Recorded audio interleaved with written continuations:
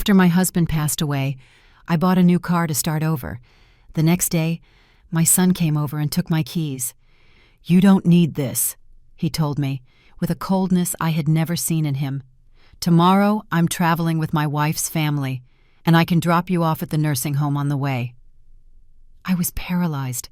My own son, the person I brought into this world, had just told me I no longer had the right to live my own life. So, as he drove down the highway in my car, I sent him a text message. Just 3 words. "Check the glove box." What he saw in there made him stop immediately, slam on the brakes, and understand that he had just made the worst mistake of his life. But for you to understand why I did what I did, I need to tell you the whole story from the beginning. My name is Edith. I'm 65 years old. Up until 3 months ago, I was married to the love of my life. 40 years together. 40 years of laughter, of struggles, of building a family. My husband was a good, hard-working man, the kind they don't make anymore. When he died, I felt like the world stopped. The house became a mausoleum of memories. Every corner reminded me of him. His coffee mug on the table, his favorite armchair, the smell of his cologne in the bathroom. And me, I was just there, in the middle of that deafening silence, wondering what I was going to do with the rest of my life. The first few days were the worst. I didn't want to get out of bed. I didn't want to eat. I didn't want to see anyone. But one morning, as I was looking at a photo of the 2 of us on the beach, smiling, full of life, I heard his voice in my head, almost as if he were standing right behind me. "Edith," he always told me, "as long as there's air in your lungs, there's a reason to keep going. Don't just sit still waiting for life to pass you by. Go out and live it." And he was right. He always was. So I made a decision. I was going to start over. I wasn't going to stay locked up in this house, living among ghosts and memories. I was going to honor his memory by living, truly living. And for that, I needed mobility. I needed freedom. I needed a car. During all those years of marriage, we always used the same old vehicle, a gray sedan that my husband kept running with pure ingenuity and patience. But that car died with him too. It broke down a week after the funeral, and the mechanic told me it would cost more to repair it than to buy a new one. So, with the life insurance money and the savings we had put away together, I decided to buy a new car. Not something fancy, not something flashy, just something reliable, something that was mine, something that represented this new chapter of my life. I went to the dealership on a Tuesday morning.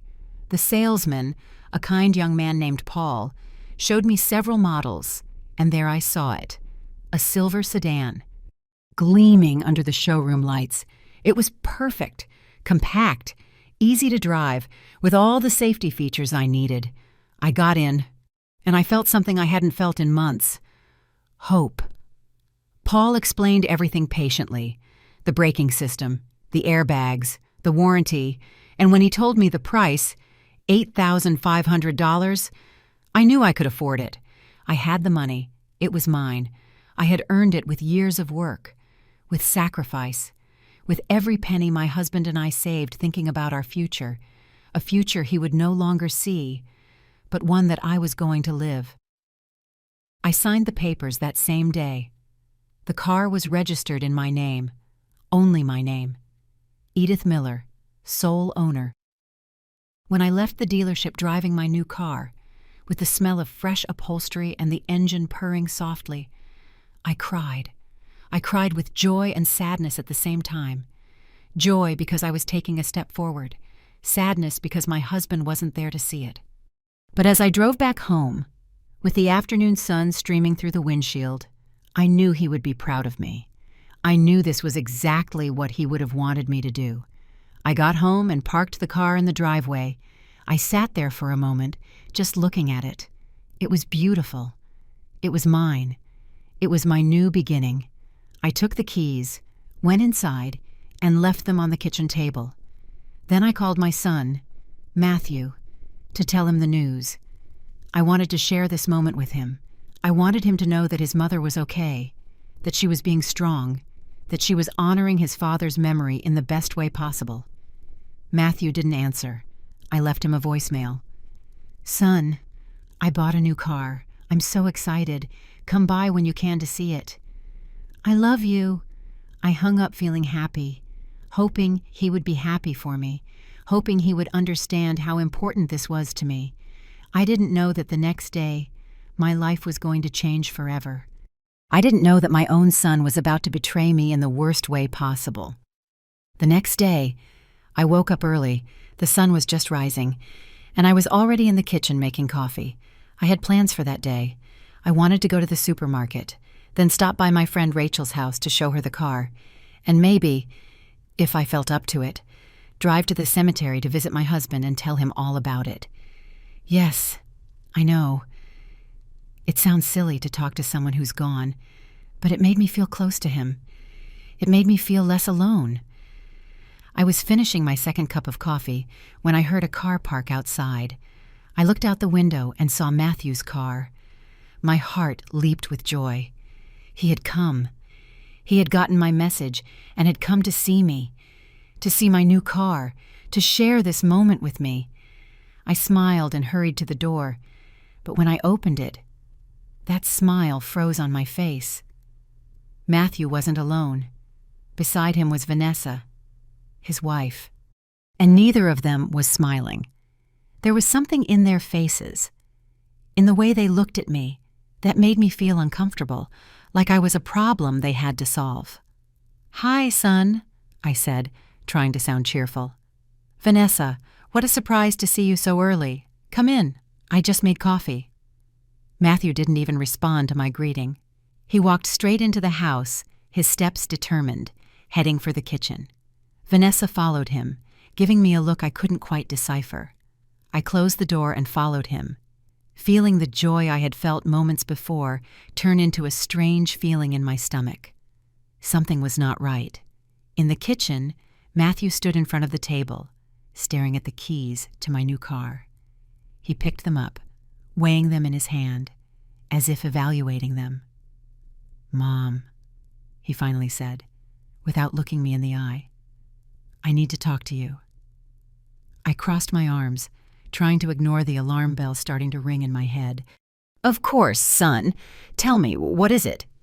He exchanged a look with Vanessa. She nodded, as if giving him permission to continue. And then, Matthew spoke. "Mom, I heard you bought a car. A new car." "Yes," I replied, my voice sounding more excited than it should have. "That's why I called you yesterday. I wanted you to come see it. It's beautiful. Matthew. And it makes me feel so free, so—" "You don't need it." He interrupted me. His words fell like stones in the middle of the kitchen.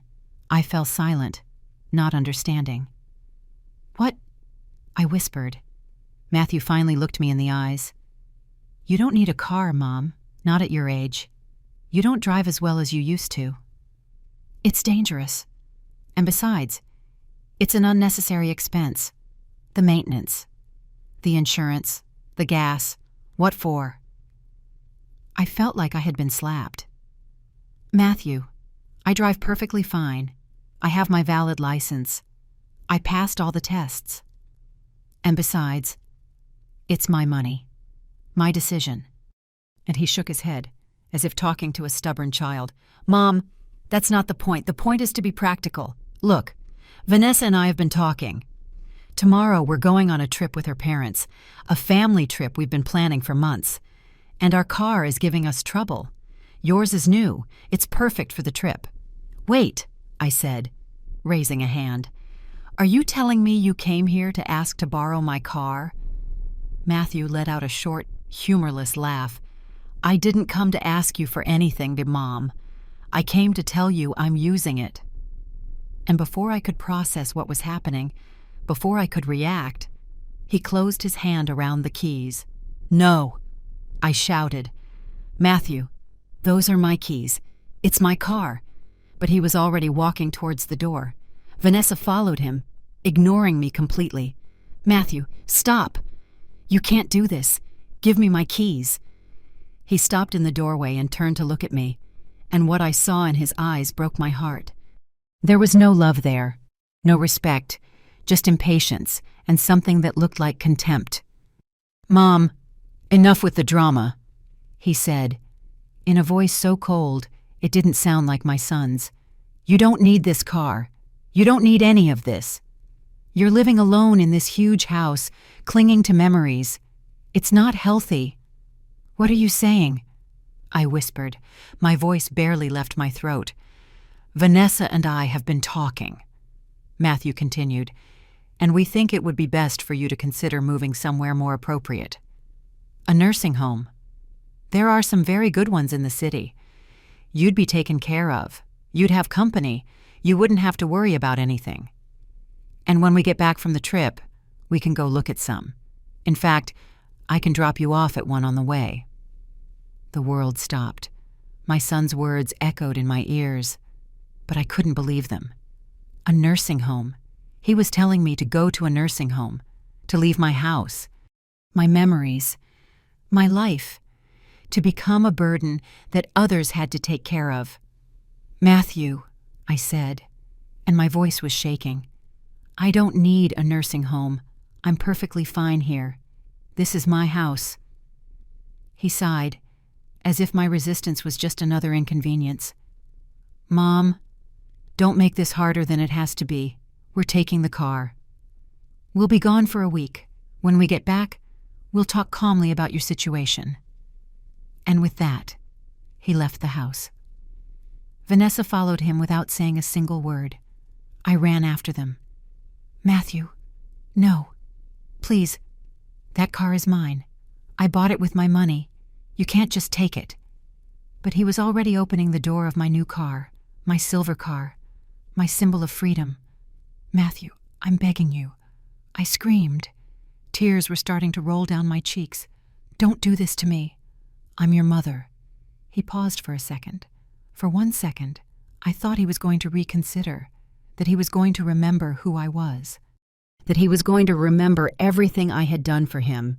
But then he got in the car, started the engine, and left. He just left. With Vanessa in the passenger seat, with my keys, with my car, with my dignity. I just stood there in the driveway, watching the silver car disappear down the street. The tears were falling freely now. My body was shaking. I couldn't believe what had just happened. My own son had stolen from me. He had humiliated me. He had told me I was useless. I stumbled back into the house. I closed the door and collapsed onto the sofa.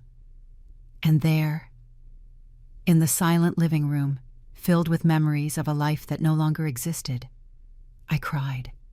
I cried for the car. I cried for the betrayal.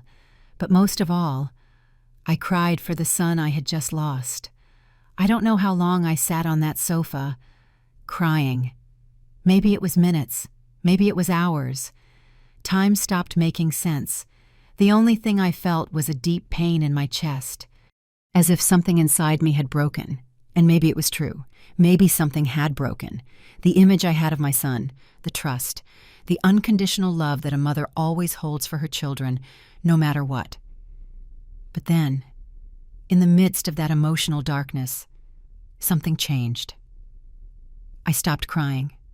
I wiped the tears away with the back of my hand, and I felt something different growing in my chest. It wasn't sadness. It wasn't despair. It was rage, a cold, calculating rage that began to replace the pain. Because as I sat there, I remembered something important, something Matthew didn't know, something that was going to change everything. I was not a stupid woman. I had lived 65 years. I had raised a son practically on my own while my husband worked double shifts.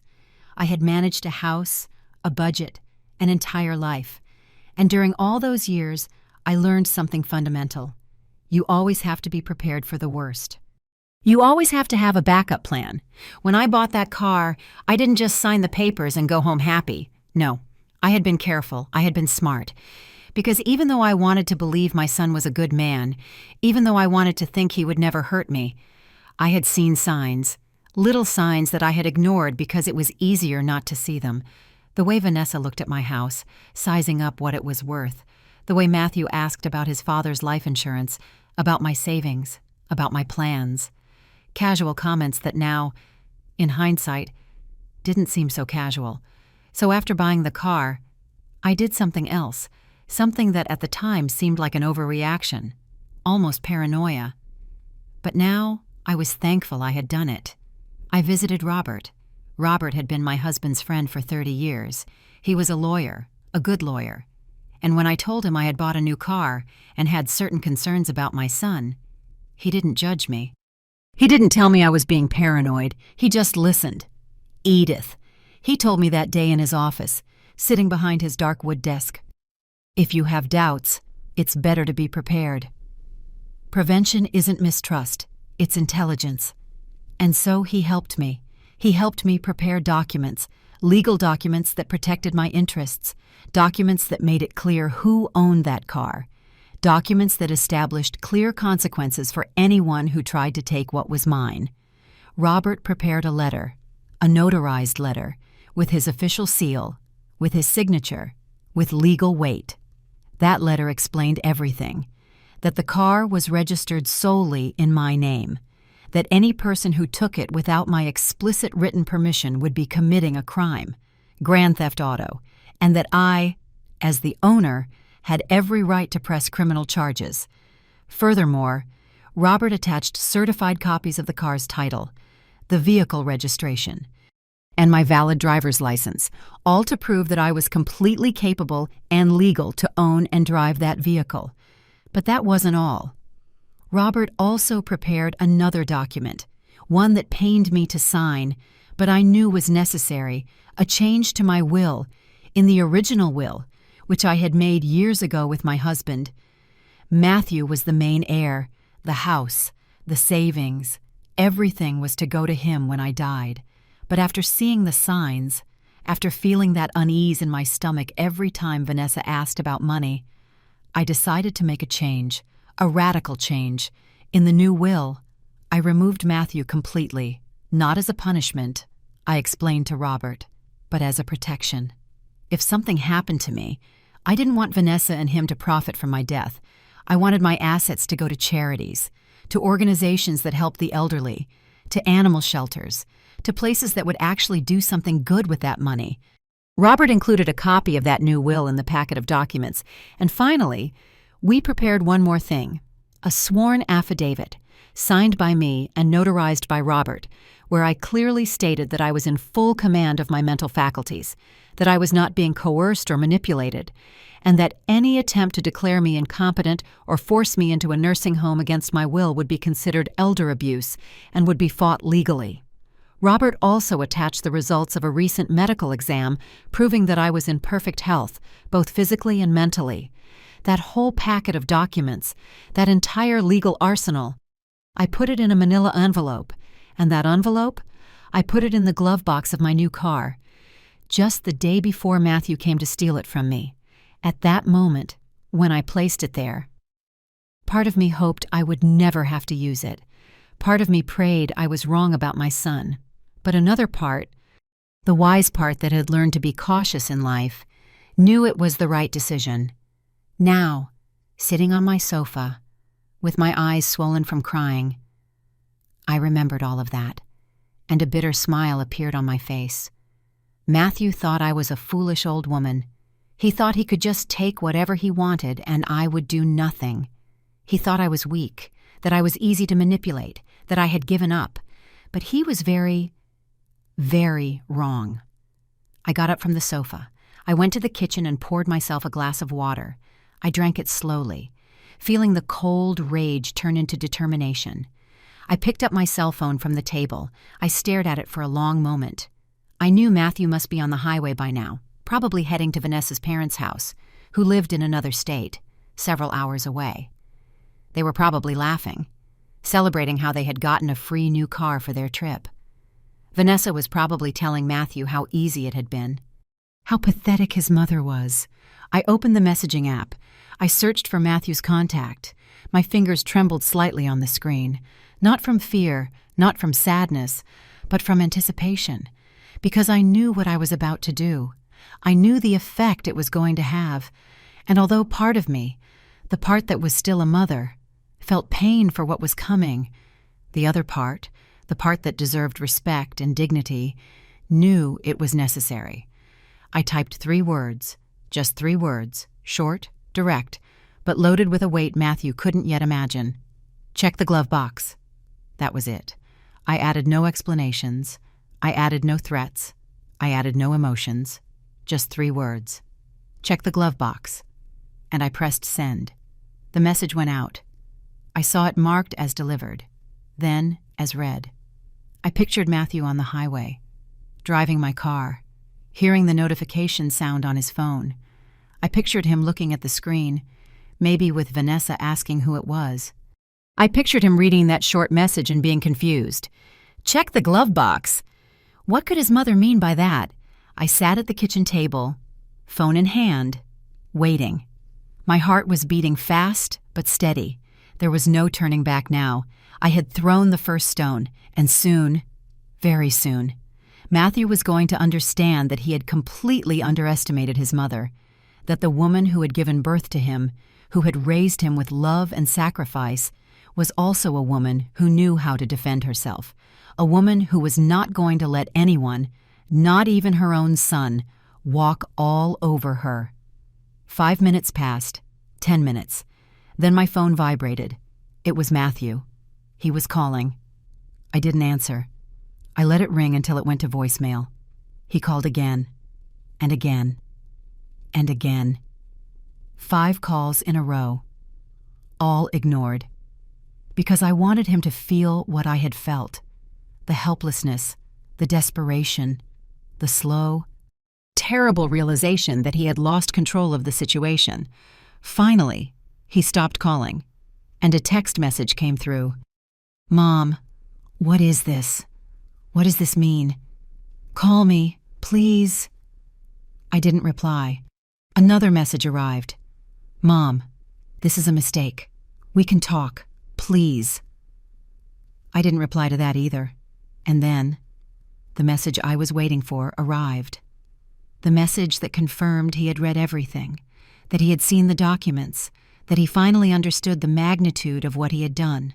The message said, Mom, please, don't do this. It was a mistake. I'm sorry, we can fix this. Don't call the police, please. I read those words over and over. I could feel the panic in every letter, the desperation, the fear. And although a part of me, that maternal part that never fully dies, felt a pang of pain seeing my son like this, the other part, the part that had been betrayed and humiliated, felt satisfied. Because now he knew. Now he understood that his actions had consequences. I let another 10 minutes pass before replying. I wanted him to sweat. I wanted every second of silence to remind him of what he had done. Finally, I wrote, Bring the car back to my house. Now. His response was immediate. I'm 3 hours away. I'm turning around right now. I'll be there as soon as I can. I promise you. Mom. I put the phone on the table and leaned back in my chair. A strange feeling washed over me. It wasn't joy. It couldn't be joy when it involved my own son. But it was something like justice, like vindication. I had spent my whole life being soft, being understanding, being the perfect mother who always forgave everything. And look where it got me, to be treated like a burden, like something disposable. I went to my bedroom and looked in the mirror. I saw a 65-year-old woman with gray hair, with wrinkles around my eyes, with hands that had worked hard my whole life. But I also saw something else. I saw strength. I saw dignity. I saw someone who was not going to give up. My husband always told me I was stronger than I thought. I wish he could see me now. I wish he could see his wife standing up for herself. I think he would be proud. I changed my clothes. I put on a dark green dress, one my husband had given me years ago. I combed my hair. I put on a little lipstick. Because if I was going to have this confrontation with my son, I was going to face it with dignity. I was not going to be the broken woman he had left crying on the sofa. I was going to be the woman who had taken control of her own life. While I waited, I called Robert. I needed him to know what was happening. He answered on the second ring. "Edith," he said in his calm, professional voice. "What can I do for you?" "Robert, it happened." I told him. "My son took the car. He found the documents. He's coming back now."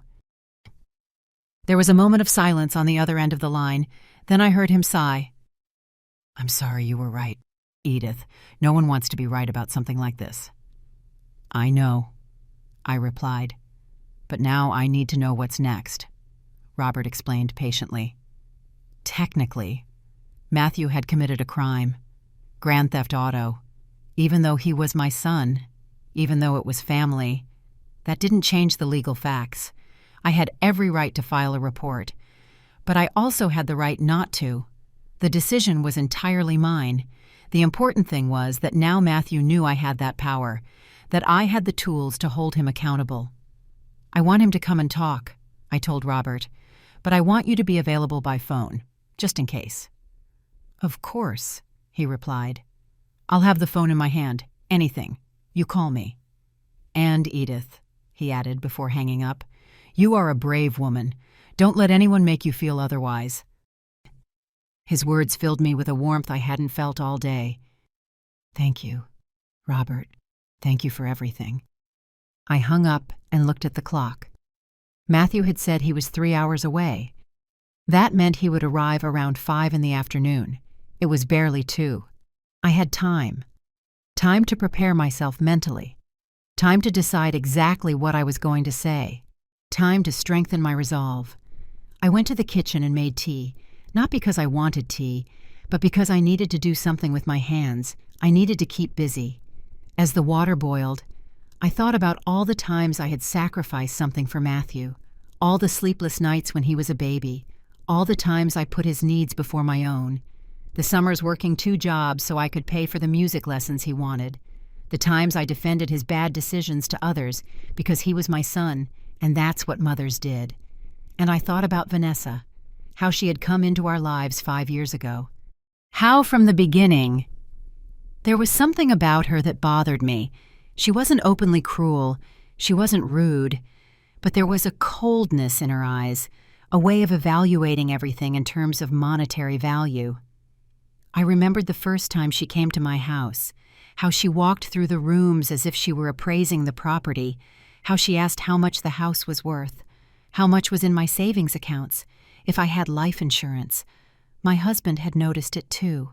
One night, lying in bed, he told me, "Edith, there's something about that girl I don't like. I think she's only with Matthew for his money." I defended him. I said he was being paranoid, that he was just being protective of our son. But he was right. My husband was always a good judge of character, and I should have listened to him. After my husband died, Vanessa changed. She became bolder, more direct with her questions about money, more insistent that I should sell the house, move into something smaller, invest the money. And Matthew, my own son, started repeating her words, as if they were a team, as if I was the project they had to solve together. My tea grew cold in the cup without me touching it. The hours passed slowly. Every time I heard a car pass by on the street, my body tensed. But it wasn't him. Not yet. At 4:30, my phone vibrated. It was a message from Matthew. "I'm 20 minutes away. Please, my mom. I need us to talk." I didn't reply. I just stood up, smoothed my dress, and prepared myself. At 4:50, I heard the familiar engine, my car, my silver car pulling into the driveway. I looked out the window. Matthew was at the wheel. He looked pale, tired. Vanessa was not with him. Interesting. Maybe he had dropped her off somewhere. Or maybe she didn't want to face the consequences of her actions. Matthew turned off the engine and sat inside the car for a moment. I could see his profile from the window. His head was in his hands. Then he grabbed something from the passenger seat, the manila envelope, The documents. He finally got out of the car and walked towards the door. Every step seemed heavy. Every step seemed weighed down by what he had done. He rang the doorbell. He didn't use his keys, maybe out of respect, or maybe out of fear. I waited a few seconds before opening. I wanted him to feel the uncertainty. When I finally opened the door, our eyes met. His were red. He had been crying. Good, I thought. Now he knows how it feels. Mom, he began, his voice trembling. I raised a hand to stop him.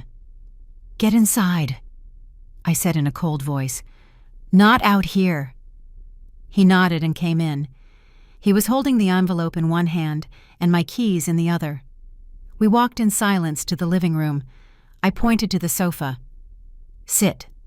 He obeyed like a scolded child. I sat in the armchair across from him. The same room where I had cried hours earlier. But now I was different. Now I was in control. Matthew placed the envelope and the keys on the coffee table between us. I read everything, he said finally. Mom, I didn't know that you had all this prepared. I crossed my arms. And what does that change? Matthew, does the fact that you didn't know there were consequences make what you did okay? He shook his head quickly. No, of course not. What I did was wrong. Very wrong, I know. Then tell me, I said, leaning forward. Tell me exactly what was wrong. I want to hear you say it. He swallowed hard. I took your car without permission. That was theft. And I said horrible things to you, unforgivable things, the stuff about the nursing home. I don't know what I was thinking. You weren't thinking, I interrupted. Or rather, you were thinking. You were thinking your mother was a stupid old woman you could manipulate, that you could treat like garbage. Matthew started to cry openly now. No, Mom, no. I love you. You're my mother. It's just that, Vanessa said. He stopped abruptly, realizing what he had just said. I said, leaning back in my chair. So it was Vanessa's idea. Of course, it's always Vanessa's idea. Right. Matthew. And what are you, a 42-year-old man who can't make his own decisions? Who lets his wife control him like a puppet? Matthew raised his head sharply. It's not like that, Mom. I make my own decisions. Then why did you do this? I asked him. Why did you come to my house, take my keys, tell me I didn't need my own car, that I should go to a nursing home? Those were your words, Matthew. They came out of your mouth, not Vanessa's, yours. He wiped his tears with the back of his hand. You're right. You're completely right. I have no excuse. I can only tell you that I'm sorry, that I made a terrible mistake, and that it will never, ever happen again. I stood up and walked to the window. From there I could see my silver car in the driveway, my symbol of freedom that I almost lost. A mistake, I repeated, without looking at him. You call this a mistake. Mistakes are accidental. Matthew, tripping is a mistake. Forgetting a date is a mistake. But what you did was deliberate, planned. You came here with the intention of taking something that was mine. I turned to face him. And not just the car. You wanted to take my dignity, my independence, my right to live my own life. You wanted to lock me up in a nursing home like I was a piece of old furniture you wanted to get rid of. Mom, please, he begged. Let me make it up to you. Let me fix this. I'll do anything. Anything. I repeated. All right, then answer me this. Where is Vanessa now? Matthew looked down. I left her at her parents' house. When she read the documents with me, when she saw that you could put me in jail, that you had changed your will, she got really angry. She said I was an idiot, that I had ruined everything. Ah, I said, nodding. So she's not upset because I was hurt. She's upset because she lost the chance to inherit my money. Matthew didn't answer, but his silence said it all. I walked back to my chair and sat down. I need you to understand something. Matthew, I raised you mostly on my own. Your father worked 16-hour shifts to give us a decent life. So it was me who fed you, who changed your diapers, who woke up in the night when you had nightmares. It was me who went to all your school plays, who helped you with your homework, who defended you when other kids bullied you. My voice broke a little, but I continued. I worked 2 jobs for years so you could go to a good school, so you could have new clothes every season, so you wouldn't lack anything. And when you wanted to study music, even though your father and I thought you should study something more practical, I supported you. I sold jewelry my mother had left me to pay for your classes. Because that's what mothers do. They sacrifice everything for their children. Matthew was sobbing now. I know, Mom, I know. And I've never thanked you enough. I've been a terrible son. And when your father died, I continued. When I was shattered, barely functioning, trying to understand how to keep living without the love of my life, where were you? You came to the funeral. You stayed for 2 days. And then you went back to your life. You left me alone in this empty house with my memories and my grief. That's not fair, he protested weakly. I had to work. I had responsibilities. We all have responsibilities, Matthew. But when the people you love need you, you find a way. And I didn't expect you to drop your life for me. I just expected a little compassion, a little consideration, a phone call every once in a while asking how I was. But no, I barely heard from you for 3 months, until yesterday, when I called to tell you about my new car. And instead of being happy for me, you came to steal it. He covered his face with his hands. I'm a monster, a complete monster. You're not a monster, I told him. You're a man who made bad decisions. A man who let himself be influenced by the wrong person. A man who forgot where he came from. But you can change, if you really want to.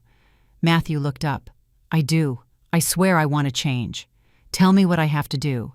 First, I said, you need to decide what's more important to you, your wife or your mother. Because let me make something very clear.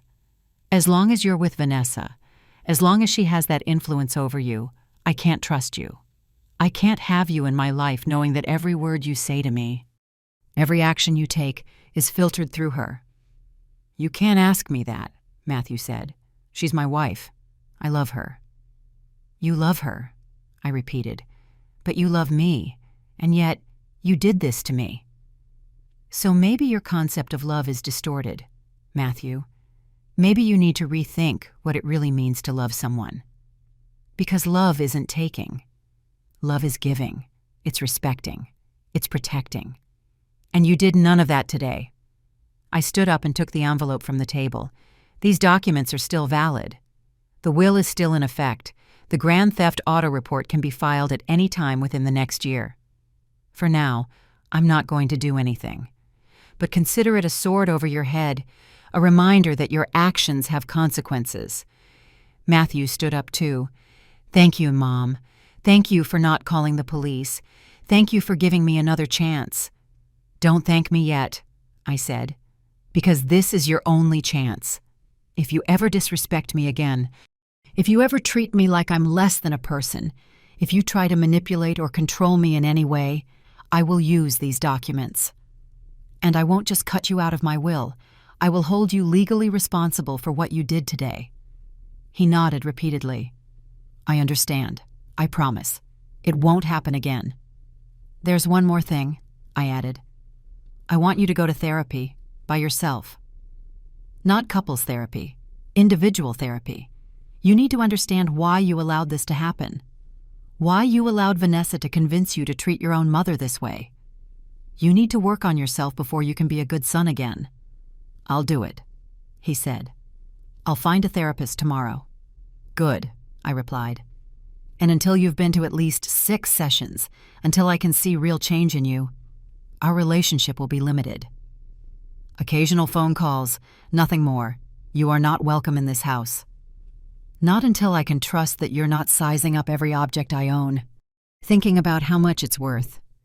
Matthew moved as if to hug me. I took a step back. Not yet. I need time. I need to heal from what you did to me. And you need to show me with actions, not words, that you have changed. He dropped his arms to his sides. I understand. I'll wait as long as you need. I took my keys from the table. These are mine. This car is mine. This house is mine. My life is mine. And nobody, you hear me? Nobody is going to take any of that from me again. Matthew nodded. You're right. And I'm sorry I made you feel like you had to defend yourself from your own son. That never should have happened. I walked to the door and opened it. I think it's time for you to go. Matthew walked past me. At the threshold, he stopped. Mom, I really do love you. You know that, right? I looked him in the eye. I want to believe you do. But love without respect isn't love, Matthew. It's just a pretty word people use to justify bad behavior. Show me respect. Show me you value who I am. And maybe, with time, we can rebuild what broke today. He left the house. I watched him walk to the street where he had left a taxi waiting. Something he must have called while he was driving back. Vanessa had obviously kept their car. Matthew got into the taxi, and before it pulled away, he looked at me one last time through the window. There was so much pain in his face, so much regret. Part of me wanted to run to him, to hug him, to tell him everything was okay, because that's what mothers do, right? They forgive. They always forgive. But I had forgiven too many things in my life. I had forgiven little slights, rude comments from Vanessa, Matthew's lack of attention after his father died, and all that forgiveness had only made them think they could keep treating me badly, that I would always be there, soaking it all up. Never complaining, but not anymore. This version of Edith was different. This version knew how to set boundaries. I closed the door and leaned against it for a moment. My entire body was shaking, not from fear, not from sadness, but from pure adrenaline. I had just confronted my son. I had just set boundaries I never thought I would have to set. And even though it hurt, even though every maternal fiber in my body screamed at me to be softer, I knew I had done the right thing. I walked to the kitchen and poured a glass of water. My hands were still shaking slightly. I looked at the clock. It was barely 6 in the evening. It felt like days had passed since Matthew had arrived that morning and taken my keys, but it had only been a few hours that had changed everything. I picked up my phone and called Robert. I needed to tell him how the confrontation had gone. He answered immediately. Edith, tell me you're okay. I'm okay, I replied. Better than I expected, actually. Matthew brought the car back. We talked. I set clear boundaries, and he accepted everything. Robert sighed in relief. I'm glad to hear that. You did exactly what you had to do. It must have been hard. It was, I admitted. But it was also necessary. And you know what's strange? I feel stronger now. Like I finally got back something I had lost a long time ago. That's called dignity, Robert said softly. And you deserve to feel that way. We chatted for a few more minutes. He assured me the documents were still valid, that I had all the legal power on my side, and that if I ever needed anything at all, I just had to call him. Thank you, Robert. Not just for the legal help, but for believing in me. Always, Edith. Always.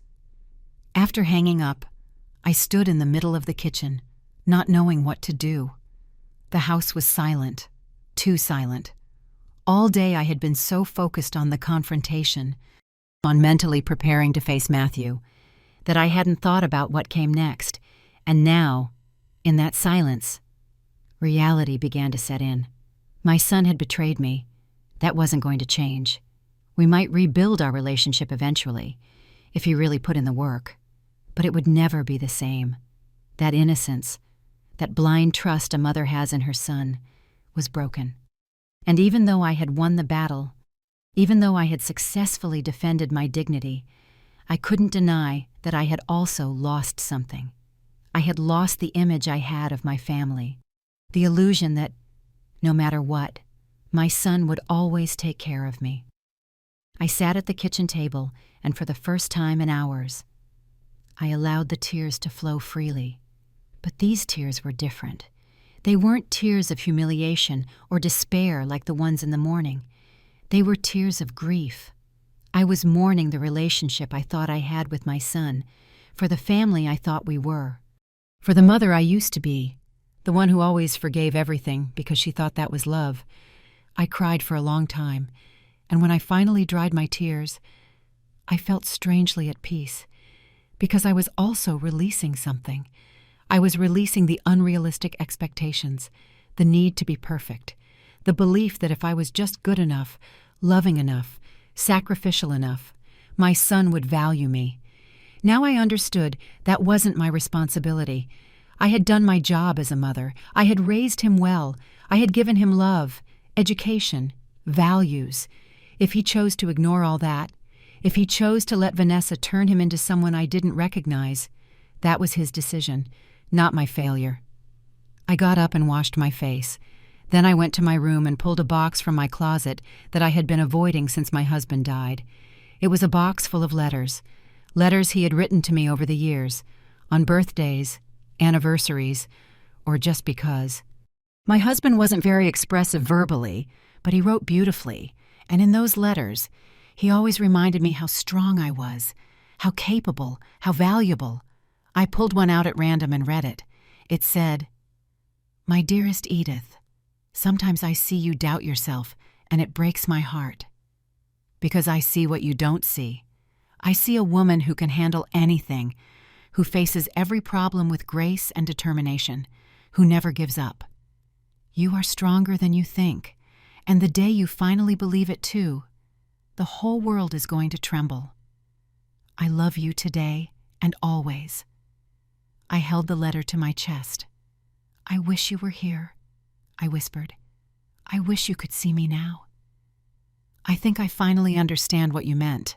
I think I'm finally that strong woman you always saw in me." I put the letter back in the box carefully. Someday I would read them all, but for now, that one was enough. It was the reminder I needed that I was capable, that I always had been. That night, I slept better than I had slept in weeks. I didn't have nightmares. I didn't wake up crying like so many other nights since my husband had passed. I slept deeply, completely. And when I woke up the next morning, I felt renewed. The first rays of sun were coming through my window, and for the first time in a long time, I felt hopeful about the future. I got up, showered, got dressed in comfortable clothes, and went outside. My silver car was still in the driveway, waiting for me. I looked at it fondly. It had been through so much in such a short time. It had been bought with illusion, stolen with cruelty, and recovered with justice. But there it was, shining in the morning sun, ready to take me wherever I wanted to go. I got in, adjusted the rearview mirror, and started the engine. The soft purr made me smile. I opened the glove box for a moment. The manila envelope wasn't there anymore. I had put it in a safe place inside my house. But the glove box now held something different. A small photo of my husband and me, taken on our last anniversary, the two of us smiling, holding each other, happy. I put it there as a reminder that I had known true love, that I had been valued, and that I deserved to continue to be valued. I pulled out of the driveway and drove with no specific destination. I just wanted to drive, to feel the freedom of going wherever I wanted, whenever I wanted. I drove through the streets of my neighborhood, then took the highway leading out of town. The landscape began to change. Houses gave way to trees to open fields, and I just kept driving, with the windows cracked, feeling the wind on my face. After an hour, I arrived at the cemetery where my husband was buried. I hadn't planned to come here, but somehow, my hands had turned the steering wheel in this direction without me even realizing it. as if a part of me knew I needed to be here, that I needed to tell him everything that had happened. I parked the car and walked to his grave. The headstone was simple but elegant. It had his name, his dates, and a phrase I had chosen. He loved with all his heart and lived with all his soul. I knelt in front of it and ran my hand over the engraved letters. "Hi, love," I whispered. "I'm sorry I haven't been by sooner. It's been a difficult few days." And then, there, kneeling in front of my husband's grave, I told him everything. I told him about the car, about Matthew, about Vanessa, about the betrayal, about the documents Robert helped me prepare, about the confrontation, about setting boundaries. I talked and talked, and even though I know it sounds ridiculous to talk to a headstone, I swear I could feel his presence. I could feel his approval. "I did what you taught me," I told him finally. "I didn't let them walk all over me. I defended my dignity. And it hurts. It hurts so much because he's my son. But I also feel good. I feel strong. I feel like the woman you always said I was." Tears rolled down my cheeks, but this time they were quiet tears, tears of acceptance. I sat there by the grave for almost an hour, just being present, just feeling the connection to the man who had been my partner for 40 years. And when I finally stood up to leave, I felt different. I felt as if he had given me his blessing, as if he had told me it was okay to move on, that it was okay to be strong, that it was okay to put my needs first for once in my life. I drove back home feeling lighter. But when I arrived, there was a car parked in my driveway. I didn't recognize it at first. It was a red sedan, a bit old but well kept, and then I saw who was sitting on the steps of my porch. Vanessa, my daughter-in-law, was there, waiting for me, and from the look on her face, she had not come to apologize. I parked my car in the driveway and sat inside for a moment, preparing myself mentally. I hadn't expected this. I had thought that after what happened with Matthew, Vanessa would stay away, but clearly, I had underestimated her audacity. I took a deep breath, grabbed my purse, and got out of the car. Vanessa stood up from the steps as I approached. She was wearing jeans and a coral-colored blouse. Her hair was perfectly styled, as always, her makeup flawless. But there was something in her eyes, something cold and calculating that made me stop a few feet away. "Vanessa," I said in a neutral voice, "I wasn't expecting to see you here." "We need to talk," she replied. Her voice was tight, controlled. "About what?" I asked, although I already knew the answer. She crossed her arms. "About what you did to Matthew. About how you almost put him in jail over a simple misunderstanding. About how you changed your will to punish us for one mistake." "A misunderstanding," I repeated slowly. "Is that what you call theft, a misunderstanding?" Vanessa scoffed. "Oh, please, Edith, he's your son. Family. It wasn't theft. He just borrowed the car. And you turned it into this huge drama. You called a lawyer, you prepared legal documents. You threatened to call the police, all of that, for a car." "It wasn't just about the car," I said, feeling the anger start to simmer inside me. "It was about respect. It was about dignity. It was because my own son came into my house, took my keys without permission, and told me I didn't need anything anymore. That I should go to a nursing home." Those were his words, not mine. Vanessa waved her hand as if shooing a fly. "He was frustrated. He said things he didn't mean. We all do when we're stressed." "Oh," I said, taking a step toward her. "So when you're stressed, you also tell your mother to go rot in a nursing home? Because if so, maybe you should work on your stress management." "Don't you dare judge me," Vanessa said, pointing a finger at me. "You don't know anything about my life, about our problems. Matthew and I are going through financial difficulties. We needed that car for the trip. My parents were going to help us with money, but we had to get there. And you, selfishly, denied us." I laughed. It was a bitter, humorless laugh. "Selfishly." I was selfish for not letting you steal my car. The car I bought with my money, the car that represents my independence. Tell me, Vanessa, in what universe is it selfish to protect what's yours? She pressed her lips together. You're his mother. You're supposed to help him when he's in trouble. Not punish him, not threaten him with jail. I helped him for 42 years, I said, my voice rising. I fed him. I clothed him. I paid for his education. I sacrificed my own needs so he could have everything. But apparently, that's not enough for you. You want me to keep sacrificing until there's nothing left of me, until I'm just an empty old woman with no dignity or rights. You're being dramatic, Vanessa said, rolling her eyes. Nobody is asking you to have no dignity, just to be reasonable. To understand that family helps each other, that you share your resources with your only son. Family helps each other, I repeated. So where was Matthew when my husband died? Where were you two when I was shattered, completely broken, not knowing how to keep living? You came to the funeral. You stayed for 2 days, and then you disappeared for 3 months. We have our own lives, Vanessa protested. Jobs, responsibilities.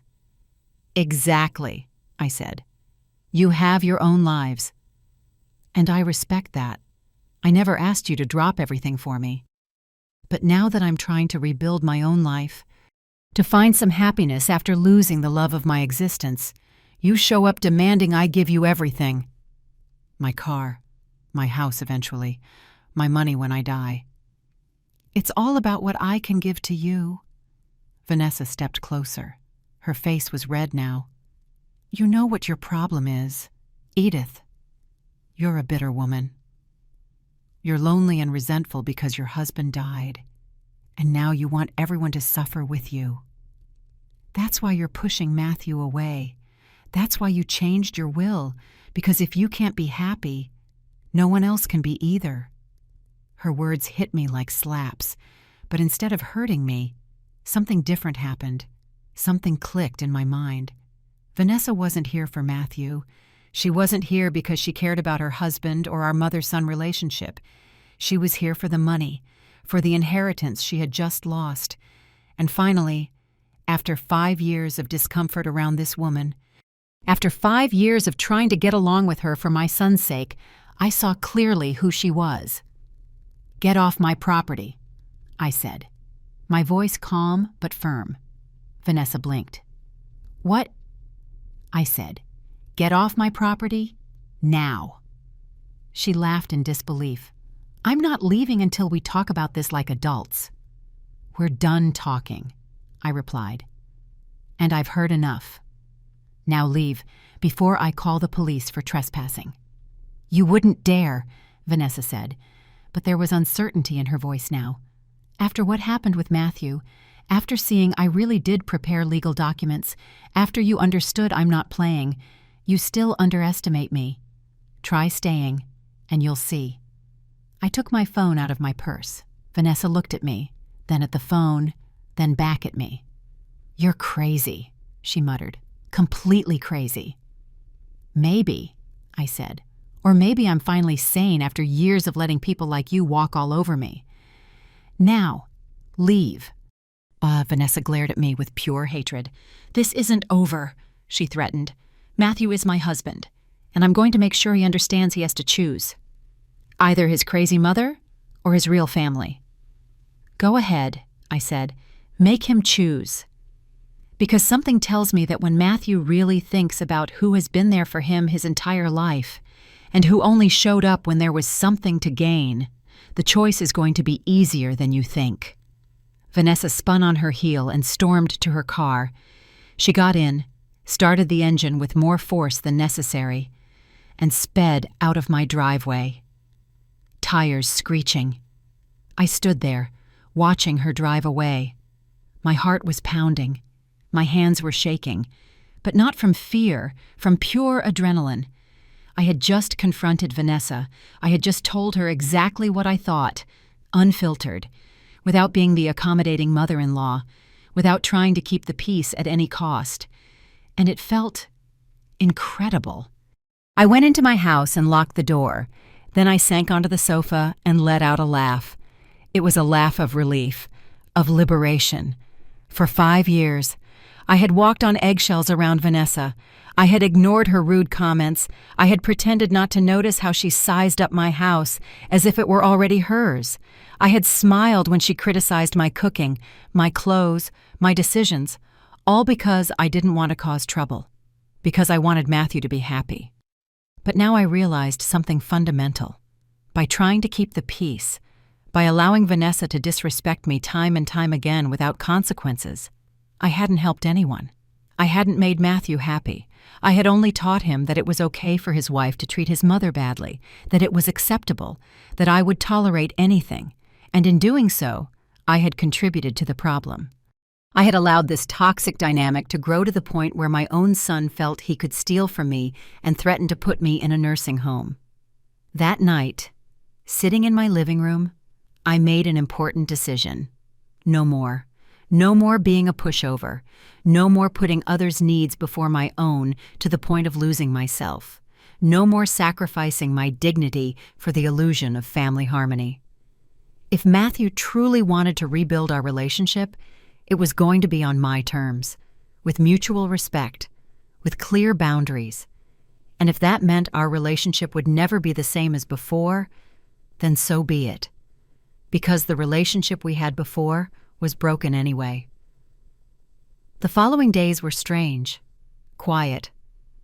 I heard nothing from Matthew, no messages, no calls. Part of me wondered if Vanessa had followed through on her threat, if she had forced Matthew to choose, and if he had chosen her over me. The thought hurt. But I also knew that if that was the case, if my son really chose a woman who hated me over his own mother, then there was nothing more I could do. I had done my part. I had set my boundaries. I had defended my dignity. The rest was up to him. I decided to focus on myself, on my own healing, on my own growth. I called my friend Rachel, who I hadn't seen in weeks. I told her everything that had happened, and instead of judging me, instead of telling me I should forgive my son unconditionally because that's just how families are, she supported me completely. Edith, she told me on the phone, her voice full of pride, "You did the right thing. What Matthew did to you was unforgivable, and I'm glad you finally stood up for yourself." Her words filled me with relief. For days, I'd had this voice in my head telling me maybe I had been too harsh, that maybe I should have been more understanding. But Rachel reminded me that being understanding doesn't mean being a doormat. We made plans to meet for lunch the next day. It had been so long since I had gone out, since I had socialized, that I had almost forgotten what it felt like to have a life outside of my family drama.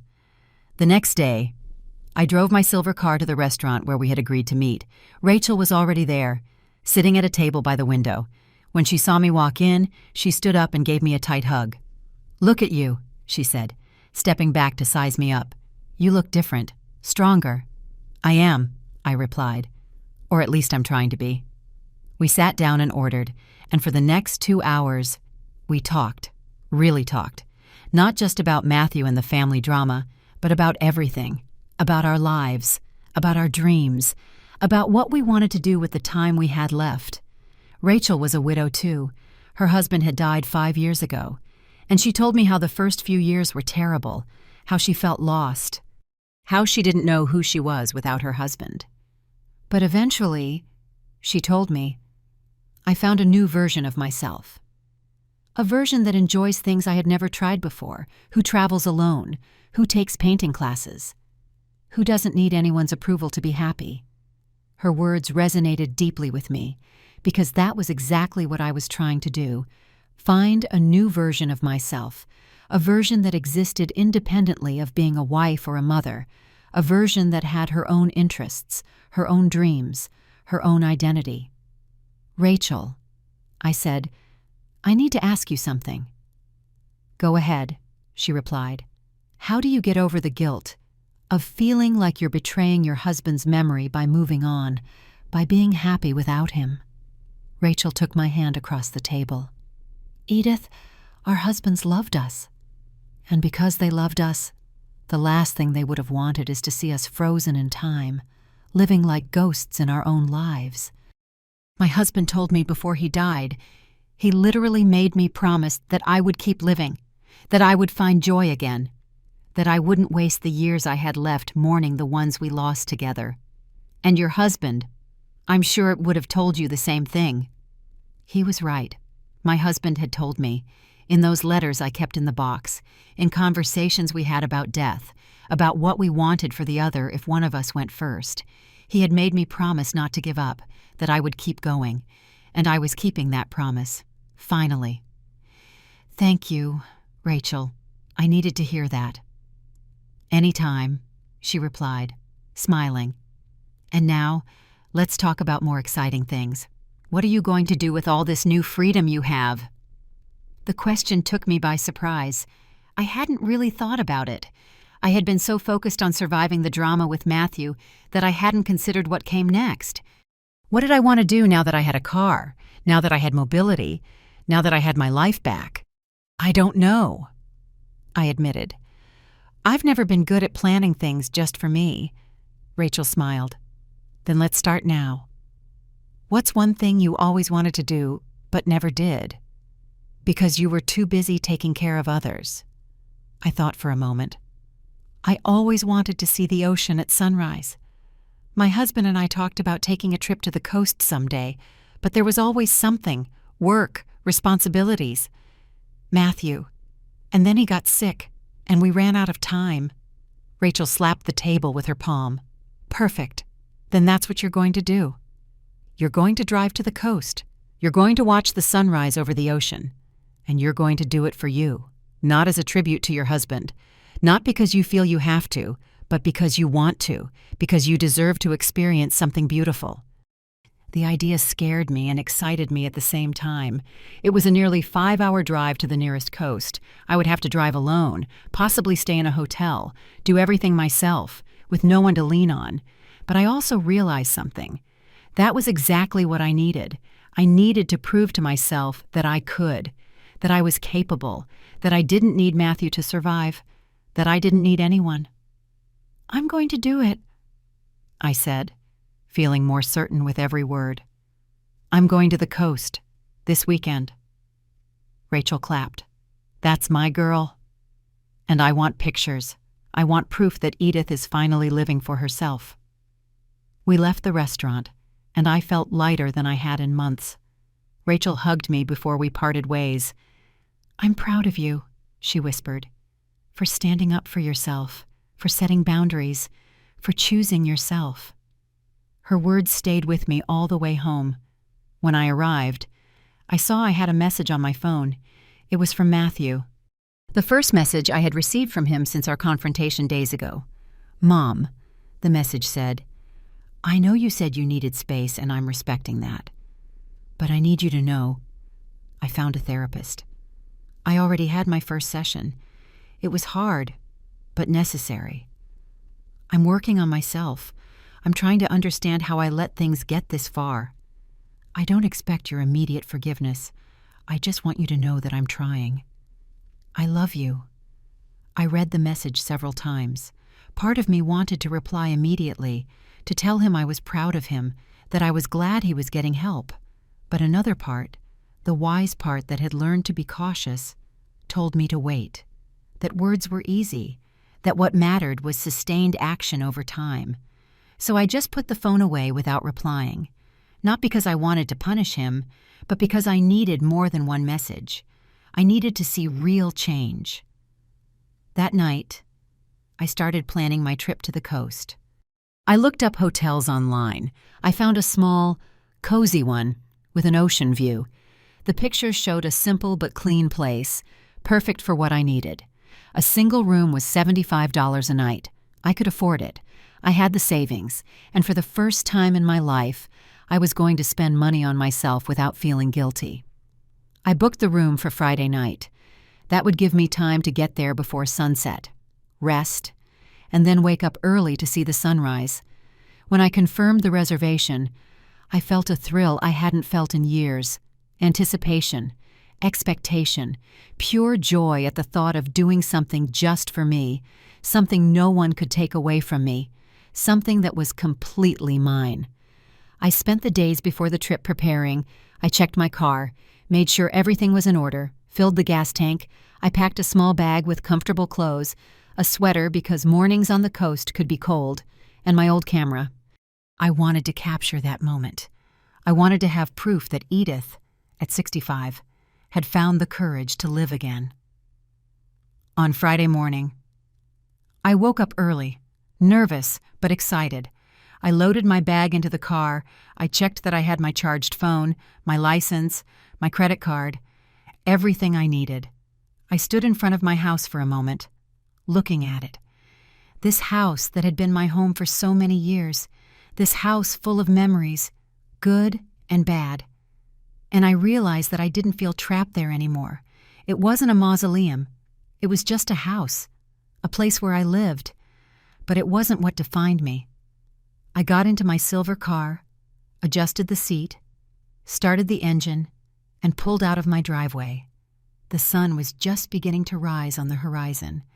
I had a long road ahead of me, 5 hours on the highway, but for the first time in a long time, I wasn't scared. I was excited. I drove through the streets of my city. Then I got on the freeway that would take me to the coast. Traffic was light at that hour. The road stretched out in front of me like a promise. I turned on the radio, old songs that my husband and I used to listen to, and instead of crying, I smiled, because I wasn't running away from the memories. I was bringing them with me. I was honoring them by living. During the drive, I stopped at a gas station. As I filled the tank, an older woman approached me. She was traveling alone, too. We smiled at each other with that understanding that only women of a certain age share. She asked me where I was going. To the coast, I replied. To see the sunrise. How lovely, she said. I'm traveling alone, too. It's liberating, isn't it? It is, I admitted. More than I expected. We exchanged a few more words before going our separate ways.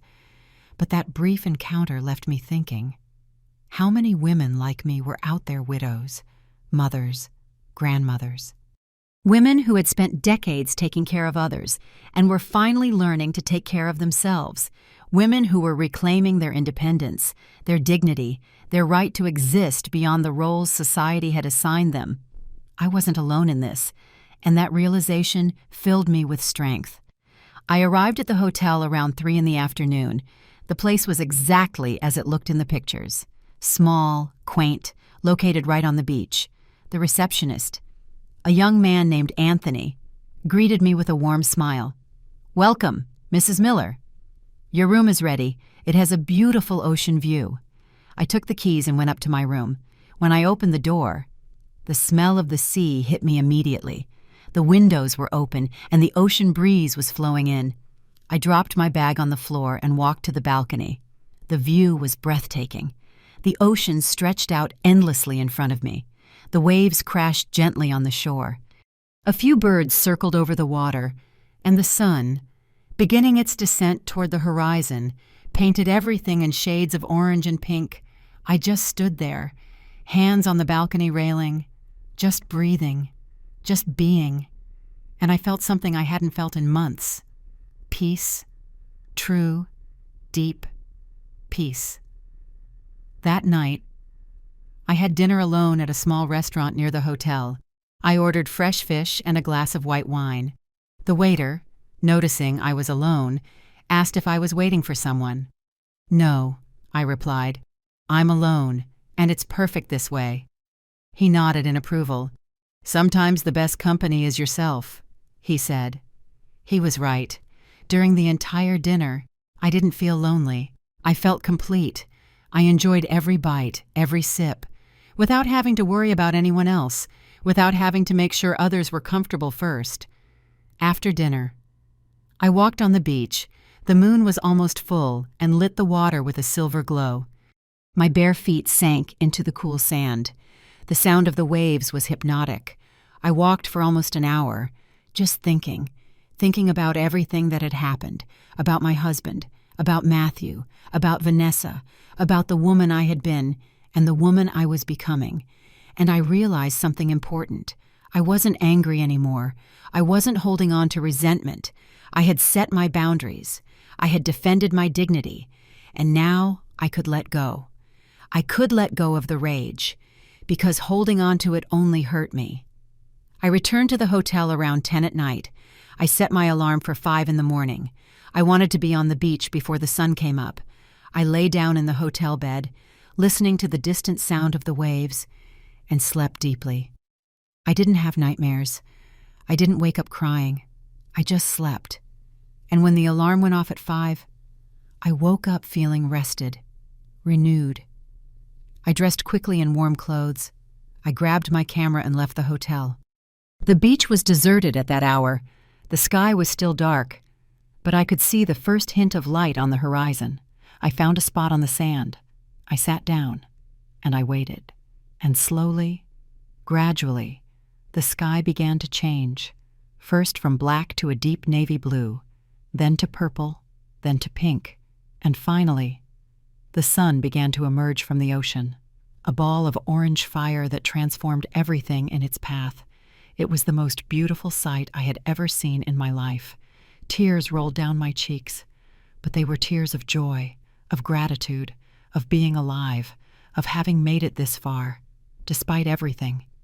I took pictures, but I knew no snapshot could do justice to what I was witnessing. This was something that had to be felt, that had to be lived. I sat there until the sun was completely up, until the day had officially begun. Then, I took my phone and snapped a picture of the ocean. I sent it to Rachel with a message. I did it. I'm here. And it's perfect. Her reply came minutes later.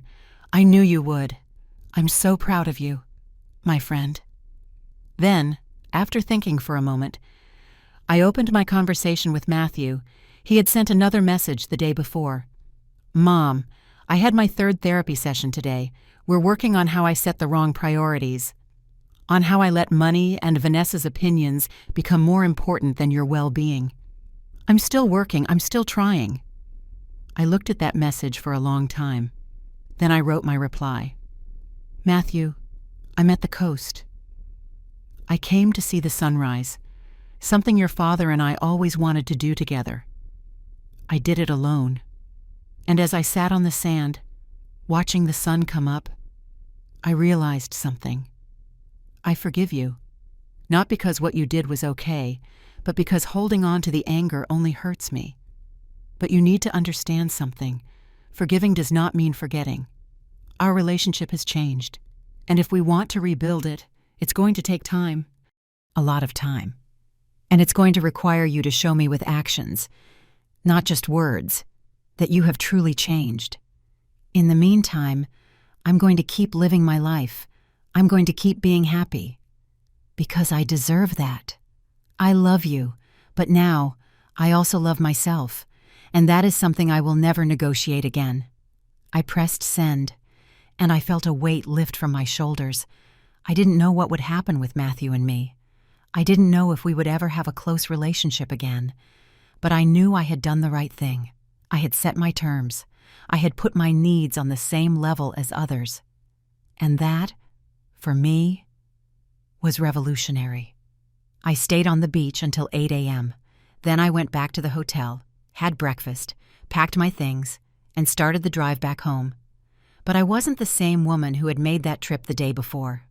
I was someone different, someone stronger, someone who had learned that it's okay to defend yourself, that it's okay to set boundaries, that it's okay to choose yourself. When I got home that afternoon, my phone had a message from Matthew. Thank you, Mom. Thank you for giving me another chance. I'm going to prove to you that I can change. And about Vanessa, we need to talk. There are things I need to fix. I read the message and smiled. I didn't know what it meant exactly, but it sounded promising. It sounded like Matthew was finally waking up, finally seeing things clearly. But even if he didn't, even if he chose to stay with Vanessa and continue down that path, I would be okay. because I had discovered something fundamental. I didn't need my son's approval to be happy. I didn't need anyone to validate me. I was enough. I had always been enough. That night, sitting in my living room with a cup of tea, I looked around my house. The furniture my husband and I had chosen together, the photos on the walls, the memories of a life well lived. And instead of feeling sadness for what I had lost, I felt gratitude for what I had and excitement for what was still to come. Because this wasn't my story ending. This was my story beginning a new chapter. A chapter where I was the main character, where I made the decisions, where I lived life on my own terms. Sometimes justice doesn't come as grand revenge. Sometimes it comes quietly. It comes in the form of setting boundaries, of reclaiming dignity, of learning to value yourself enough to not let anyone treat you as less than you are. My son took my car, thinking I would do nothing, thinking I was weak, thinking he could walk all over me. And what he found in that glove box wasn't just legal documents, it was the truth. The truth that his mother was stronger than he imagined, that there were consequences, that respect isn't optional, it's required. And now, as I drive my silver car through the streets of my city, with the wind in my hair and the sun on my face, I know I made the right decisions. I defended my dignity, I set my boundaries, and I got my life back. If this story touched your heart, if it made you reflect on the respect you deserve, leave me a like, subscribe to Elderly Stories, and tell me in the comments, what would you have done in my place, because we all deserve to be treated with dignity, no matter our age, no matter what. Thank you for listening to my story. This is Edith. And finally, after 65 years, I learned to live for myself.